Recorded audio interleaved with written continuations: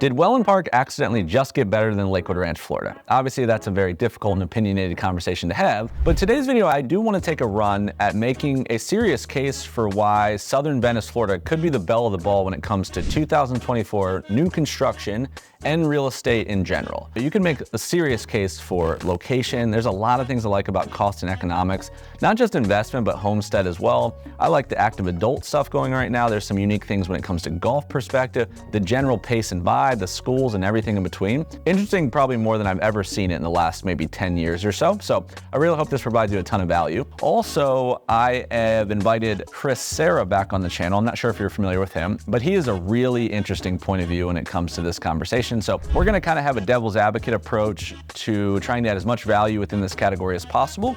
You have arrived at the Florida Relocation Guide once again. I am your host, Adam Hancock. And without further ado, let's get started.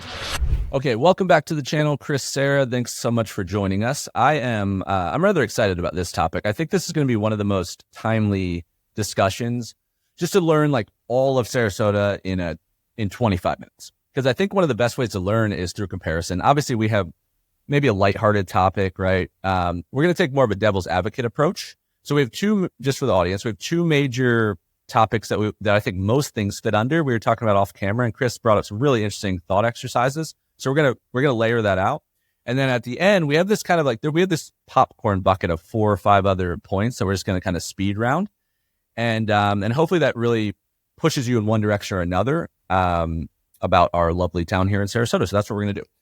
So, okay, the first thing we were speaking about off camera I thought was really interesting was just talking about just macro geography, obviously a broad topic. But Chris, what's your thought right now going into mid-February 2024 as it relates to locational benefits and advantages to being in Southern Venice and Wellen Park versus maybe what the plan is right now for Lakewood Ranch?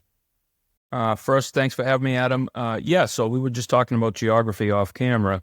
I think that, there's two sides to Lakewood Ranch versus Wellen Park as far as geography. One thing about Lakewood Ranch is, I love Lakewood Ranch. I'm sitting in Lakewood Ranch Golf and Country Club as we speak. I'm 12 miles to Sarasota Bay, 14 miles to Lido Beach.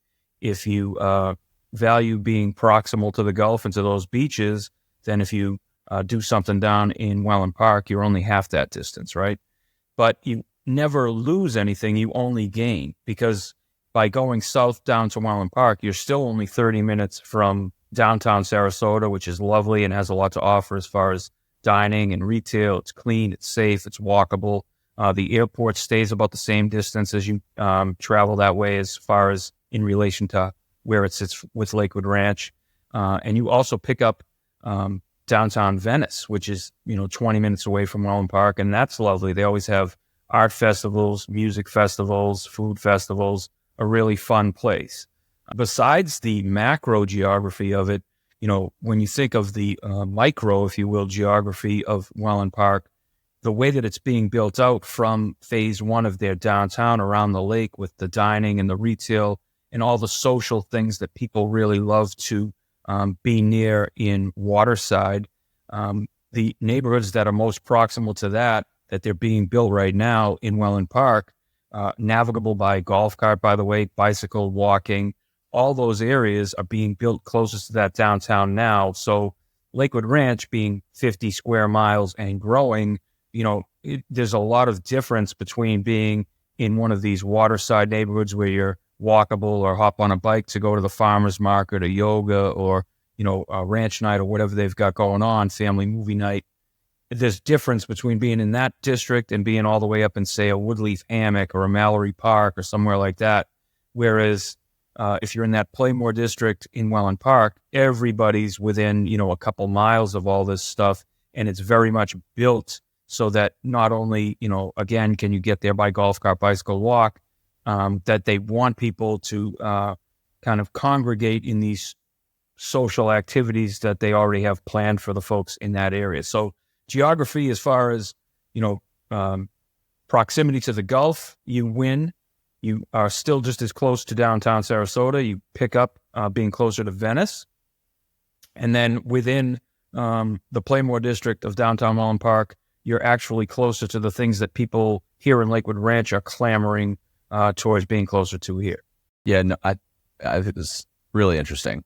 Yeah, because you look at the way we talk about suburbs all the time of, okay, so suburbs, I guess you're sacrificing the town to a point. You got to go in a direction where they could build these kind of communal, master plan ideas, right?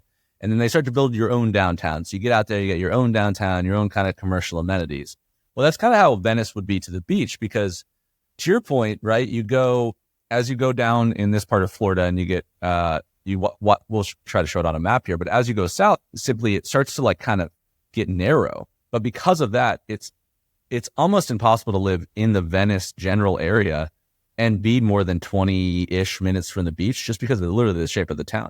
So almost all of Wellen Park, in nature of that, is then built in to this 15 to 18 minute one way to the beaches. And then people are like, okay, well, that's great, but those aren't the beaches I like.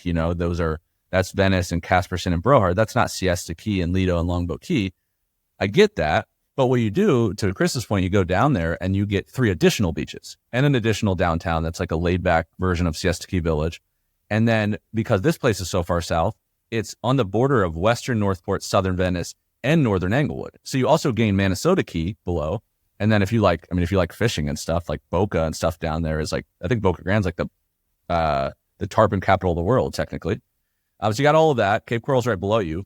But then you're the same distance or closer to Siesta Key and Lido as Lakewood Ranch. So it's all incremental if you look at it like that. It's like having your own downtown. You have your own little secret beaches, and you can go up to all the Sarasota stuff as equal as Lakewood Ranch. The other thing I was thinking when you were talking, and I think of previously, is not only is all of Lakewood Ranch's area not equal because it's so vast, there's goods and bads to that a lot of people do sit in that 40+ minute one way to the beach because they don't live in Waterside. But also schools are like that right now. It's going to change. But if you look at public schools right now, Lakewood Ranch, one, crosses into 2 counties for the first time in the last couple of years than ever in history. So now Waterside's in Sarasota County, and the school infrastructure is not built there, public school-wise. So people are like commuting over to Booker and stuff, which is nowhere near the area, because it's a different county and they don't have these large high schools built yet. Lakewood Ranch High School is very far north. And they got to figure all that out, right? But I know that's weird for people right now and they're going on a leap and a prayer. But if you're moving here with a high schooler and you don't want to go to prep school, like ODA or something, then that's going to be, that is going to sway your decision pretty heavily. Where Venice sits with a high school that is walkable to the beach on the island, which is unique. Pineview is in Osprey, which is the #1 elementary school in the United States. Laurel Nokomis is a 9 or a 10 out of 10. Venice Middle, Venice Elementary, they're all highly rated. And Sarasota County, for the first time ever in history, that at least that been on my radar, is the #1 school district of 68 in the entire state of Florida. They just beat St. Augustine and St. Johns County for the first time. And Venice is in Sarasota County. Most of Lakewood Ranch is not. So anyway, food for thought. So another thing to think about, when I talked about how big Lakewood Ranch is, 50 square miles, to go from one corner of it to the other to go to a school, your child's not walking there.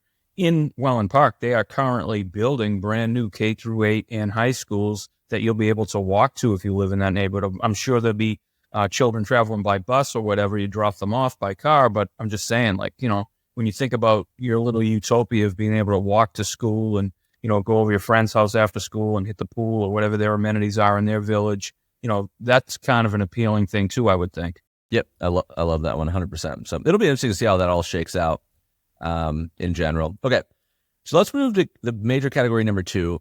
And we're careful not to cannibalize value when talking about geography because there's blurred lines there. But how would you look at value, economics, foresight, all that kind of stuff when it comes to what you could do in Wellen Park? Say you wanted to sign something this year, what you could do in Wellen Park versus how Lakewood Ranch sits in that conversation. So I look at Wellen Park today in February of 24 as, the opportunity that I missed out on that some people hit on of buying here in Lakewood Ranch, say 8 or 10 years ago, before you knew, you were going to gain instant equity by building in one of these communities. Now, you have to take the outlier that is COVID and the work from home phenomenon out of the equation, but still, people made a lot of money on equity in the properties in this area up in Lakewood Ranch over the last 8 to 10 years. If you buy a house today, if you go to contract today in Wellen Park, I can't guarantee anything, but I don't think you'd find anybody that wouldn't say, you're talking about an instant equity situation where, you're buying something at 500 or 600,000 that in a couple of years is probably going to sell for $100,000 to $200,000 more than that. And that's kind of across the board. A couple of specific numbers that I pulled up just for this, exercise is that the price per square foot in Wellen Park right now sits at $286 per square foot, and the price up here in Lakewood Ranch is $340 per square foot. Now, I brought that up, and then as I was speaking with Adam, he brought up a good point. Because of the layout of Wellen Park and the downtown being more like Waterside, the more appropriate comparison would have been square footage just in those Waterside neighborhoods, which is much higher than the 340 square foot price that you get now. So that's one way of looking at the value there. The other way is that I think specific builders down there did things a little bit differently. So just citing some specific villages, Solstice by Toll Brothers is not the luxurious brand that it is here at the Isles in Lakewood Ranch, but they're both built by Toll Brothers. So you're still getting, a very solidly well-finished, I think, beautiful home. And when I look at some of the numbers on some of the models that, you can compare, when you look down at the Toll Brothers neighborhood Solstice in Wellen Park, a just under 2,400 square foot home goes for $900,000 down there if you bought it today. The same one up here is $950,000. If you looked at a home that's, say, closer to 3,000 square feet, it's just around $1 million for a 4-bedroom, 3.5 bath in Solstice, whereas up here at the Isles, you get a 3.5 bath for 1.4. So those are some specifics to point to some of the value propositions that you can get down there. Yeah, no, it's incredibly interesting. This is one of my favorite conversations. It's such an interesting thing to look at when you start comparing these. Yeah, on that point about the price per square foot, one, I've always thought about that at being the simplest way of saying like that, what was the $60 a square foot differential or whatever. You could say, this would be the place if I need 4 bedrooms versus 3, if I want to get that pool or I want to go crazy on those amenities or something, or those options, then that's the easy way to look at that is it's just more if the area is equal to you. The other thing about those brands, it is interesting, is these guys look at it. Toll Brothers is a great example for it. It's probably the best example because Toll builds the Isles brand up in Lakewood Ranch. And then when they go to Venice Woodlands, which was the predecessor to Solstice, Venice Woodlands and North Venice, that's more, those are different ideas, different value propositions. And when they look at the area, what I think they do is they have to look at the area in advance, so far in advance, that they have to make a guess of how would this community fit here. If they knew if they dropped the Isles down there, no one was going to be ready for it. And it was going to be at a premium that didn't make any sense because, in my opinion, the Isles gets its pricing because what is the Isles sitting next to? What were they the belle of the ball versus? They sit right next to the Lake Club. All of Waterside comes in. It's all at a premium. And the Isles, believe it or not, versus all those custom guys, even versus like Country Club West and East, all those, it was the more affordable option. It was like, okay, I don't need a full-on custom house. I can get as high as possible. Same with homes by town, in my opinion. As high as possible without a custom build. So even at that big premium versus Venice, it was the Isles is affordable in comparison to its neighbors. Well, what are Solstice's neighbors? It's Neal, Mattamy, Lennar. So they had to keep it in check because before the custom guys came down to Lakewood, Solstice was really early on. We did contracts like well before anyone could see anything. You couldn't even see a model. You had to drive to North Venice to see one model. So at that time when they were signing, they were the premium. They were the only premium option you could get down there. They were the custom builder of the area in essence.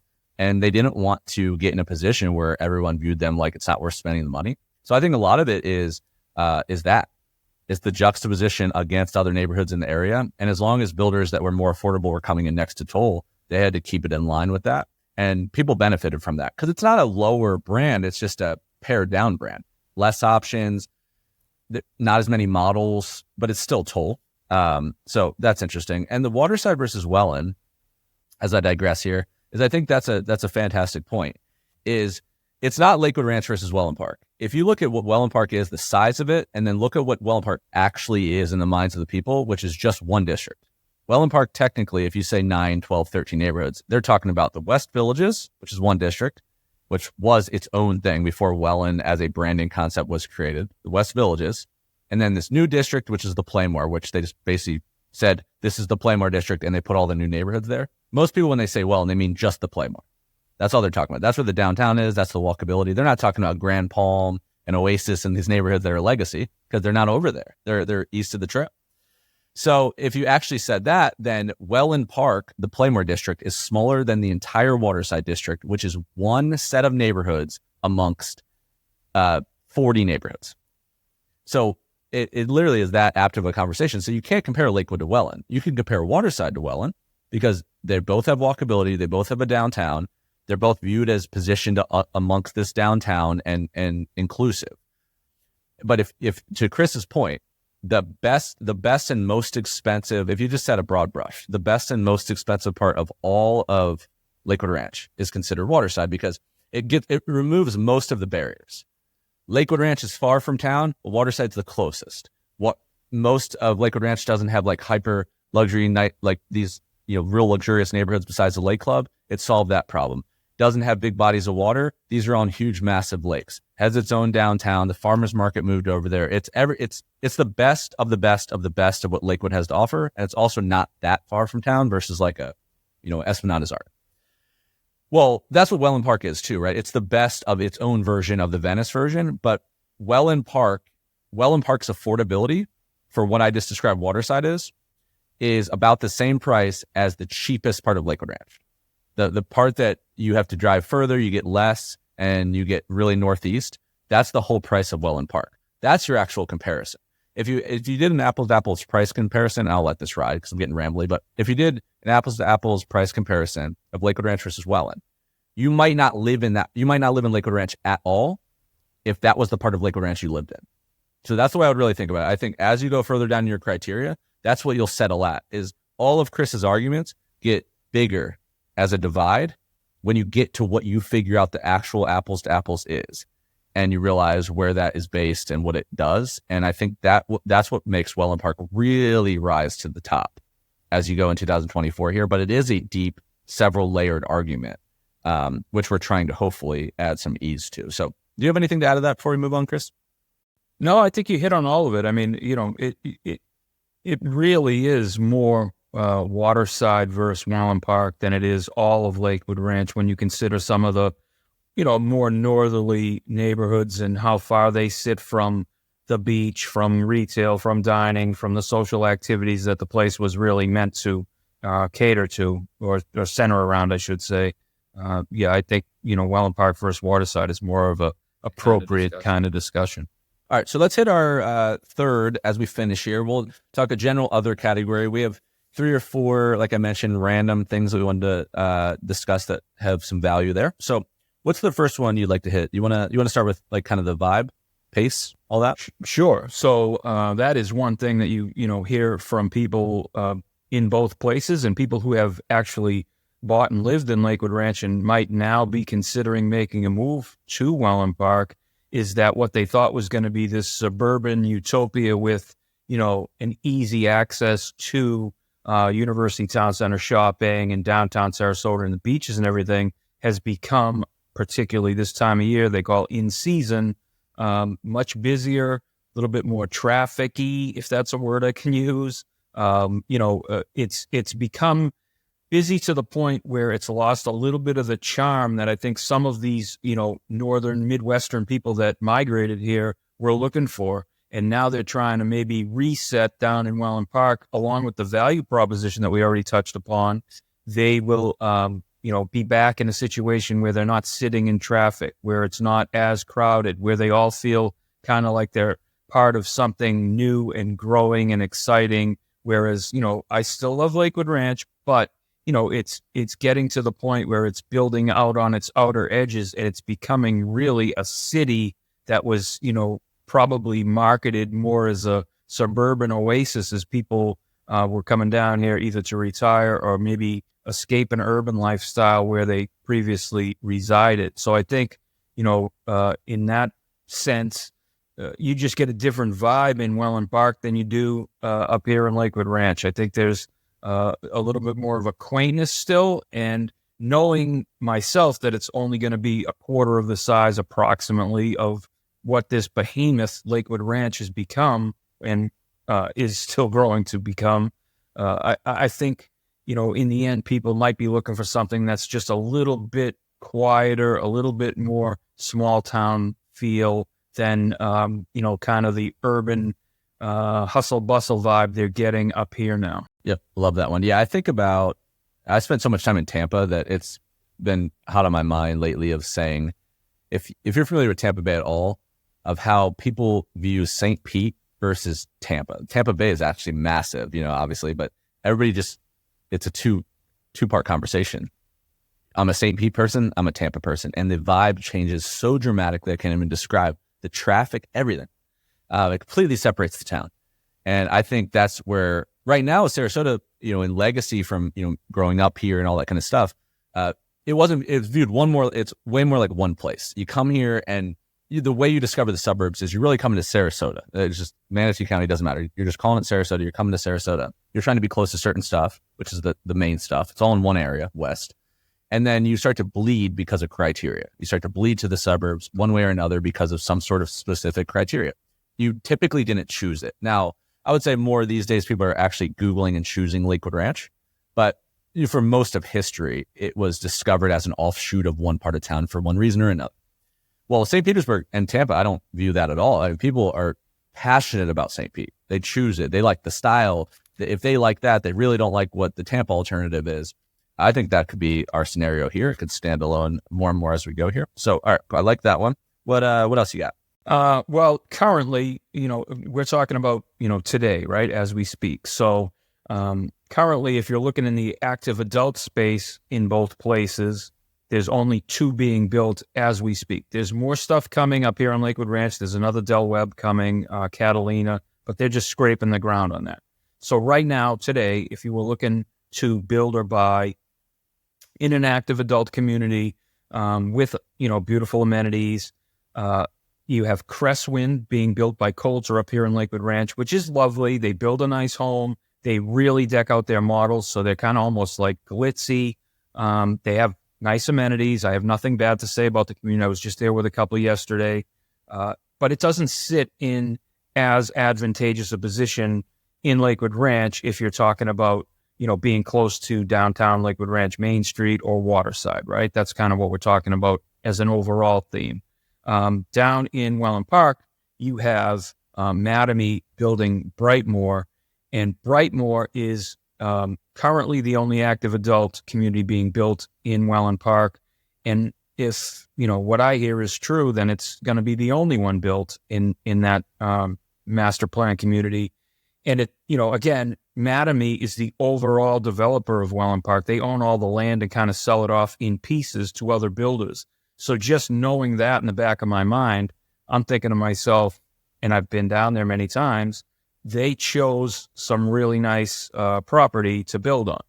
They have some beautiful lakefront lots. They are closest in proximity to Cool Today Park, where not only the Atlanta Braves host their spring training, but there's like 300 other events during the year, concerts and food truck events, things for kids. There's a tiki bar. You can go there almost every day of the year.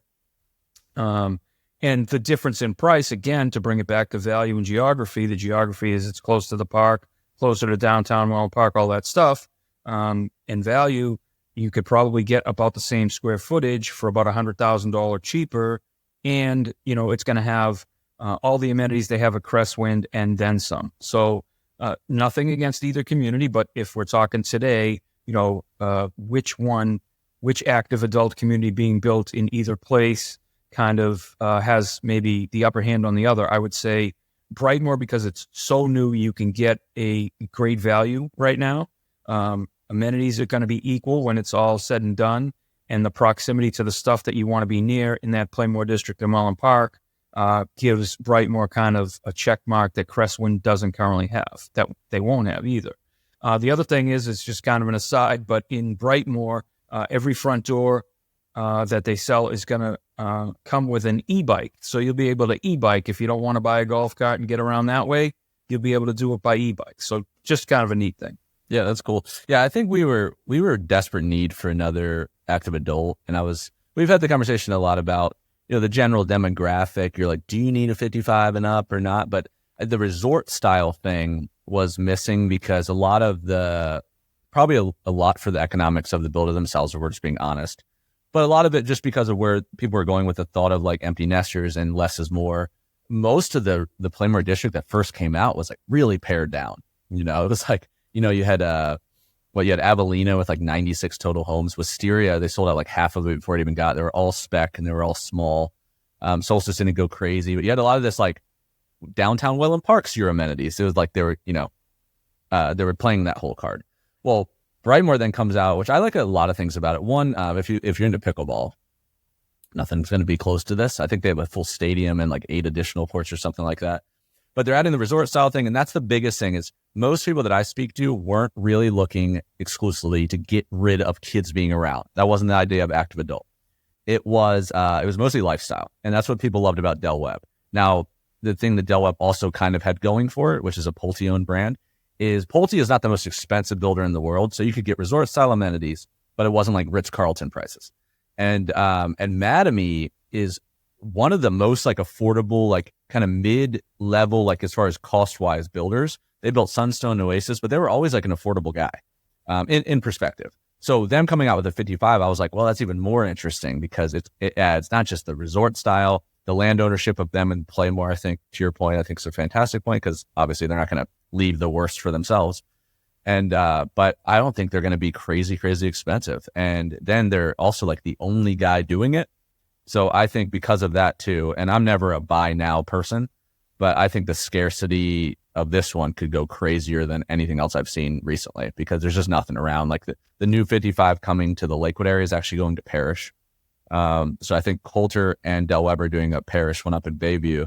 But, and I've heard one maybe coming to North Venice, but again, that's not master plan, not walkable yet. It'll get there, but I mean, those are like coming, right? So that's not coming soon. So can I just add between one more thing please. about Brightmoor versus Crestwind is that, Crestwind's getting to the back third, if you will, of building. So the lots that you might have, chosen that, might be more prestigious water lots or whatever, they're becoming further and farther between, if you will. Where in Brightmoor, it's brand new. So they have all kinds of lots and they're going to be building there for quite a while. And I know that, typically in these communities, the prices increase as they roll out the community and the amenities. So if you get in there now, you're not only going to get a better base model price, but you're also going to have more lots to choose from, with, whatever you want, water behind the house, preserve view, whatever it is. And I think there's going to be less and less of that available at Crestwind. Love it. So my last one, and one that's kind of closer to my interests, is deeded golf. Again, just like when we talked about the active adult communities, we're talking about what's being built now, not what's going to come. There are some other things rumored to be happening in both places, but as of today, February 24, you're looking for a deeded golf community with resort-style amenities. You have 2 choices. You have one up in Lakewood Ranch, which is Esplanade Rosario. Love the community, was going to build there myself, got priced out. Most of their amenities are open, just the culinary center is not. I've played golf there. I have nothing bad to say about it other than as the golf deeded lots become less and less available, they've put such a premium on it that it brings you into a new bracket as far as pricing goes. So down in Wellen Park, there's really only one golf deeded thing being built right now, and that's Wellen Park Golf and Country Club by Lennar. Now, I get it. There's a difference in level of finishes between a Lennar-built home and a Taylor Morrison-built home. There's no argument about that. Lennar, you're not going to get any choices, really. If you get in really early, you get to pick the flooring, and that's it. Okay.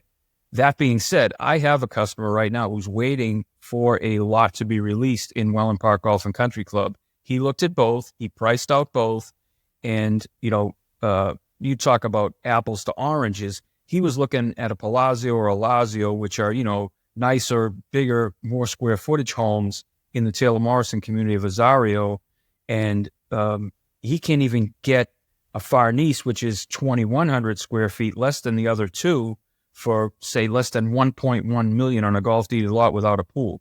Well, in Wellen Park Golf and Country Club, he can get a 2,800 plus square foot Bougainvillea, which is a very nicely delivered home, and he can get that for under $1 million.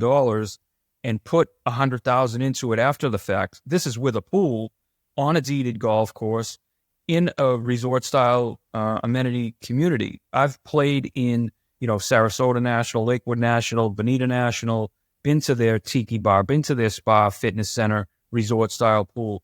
Not that, Taylor Morrison doesn't do better finishes on the homes, but when you're there enjoying a cold beer after a round of golf at any of these other communities, you don't feel like you're at a lesser than Sandals resort style, place than you are between the two. So to me, if you want to save a couple 100,000 anyway, and, decorate your home or design some things post closing in one of these other homes that are well built, there's some real value to be had there if you're talking about deeded golf today. Yeah, no, that's a really good point. I've been thinking about it. I remember how many people I saw that did that with Sarasota National, because it was that like beautiful club. They built a great course, but that spec home Lennar thing messed people up. But if you look at it, that versus Taylor Morrison, not that versus, a custom Arthur Ruttenberg or something, then to a point, if you can get the infrastructure and you let them go no frills, like let them put all the base stuff in there, and then with the plan to replace or something like that, then you probably could get it to a point where it might be more beneficial for you overall anyway. So just it's an interesting exercise in general, or you just embrace what Lennar is to the area, and from an investment perspective, and you keep it in its lane. That's another route to go. Okay, so I think that covers that. I really hope that was valuable. I wanted to just take a minute. If you resonated with anything Chris said, I want to take a minute just to explain who Chris was. I really don't do that enough. I'm not sure how much I've done it at all. But Chris is too humble to ever do it about himself. So I figured I could just explain what our relationship was, which it all relates to what we just did here. So Chris is another gentleman that I met while he was trying to relocate. So he came from the Northeast, about 2020-ish we met. And he was trying to navigate this whole thing. And I've talked a lot about off book to people about how, when we build the brokerage, the Sunshine State Company, I've talked a lot about how I feel about how a local person like myself relates to someone that already relocated, and how that combination is a lot more helpful to someone trying to relocate now than either one of those people. The person that just relocated in a silo versus the local person in a silo. Because when you're trying to relocate, you're not just learning stuff, you're learning specific information, and it's your core competency. It's all you're focused on. So most local realtors don't know half as much as the person trying to relocate about what they're trying to learn about, because that's their dream, that's their full-time job, and the local person doesn't do enough business specific to that relevancy to be able to be that helpful to you. So they're giving you advice based on their own knowledge and their own insecurities of not knowing what you know, in my opinion. So that's what I learned getting into real estate. And so when I met Chris, Chris was maybe one of the best examples of that.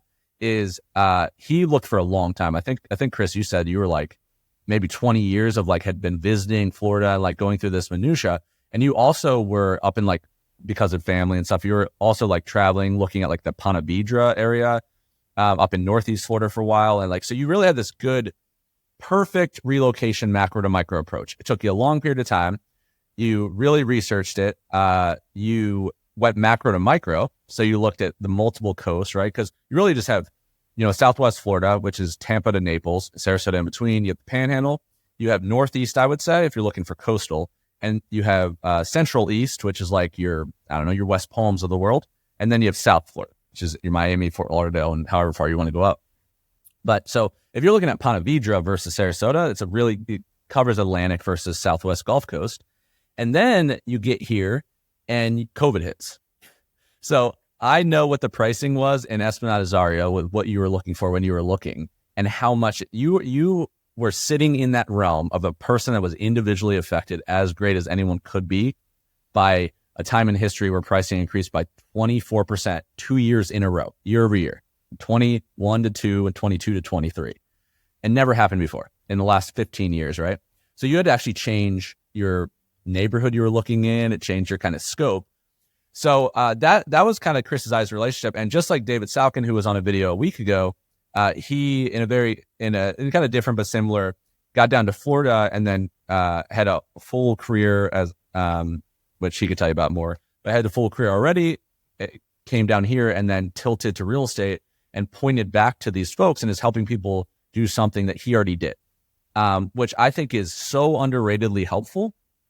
But also, Chris and I was thinking about this Wellen Park idea because Chris has been spending so much time helping customers do this in person, what we're doing today. And I was like, when you bought in 2000, whatever, Wellen Park wasn't in a place where you could have actually looked at it. You couldn't have looked at it and physically made a comparison because it wasn't there. It really wasn't there in a way that was relevant to your search.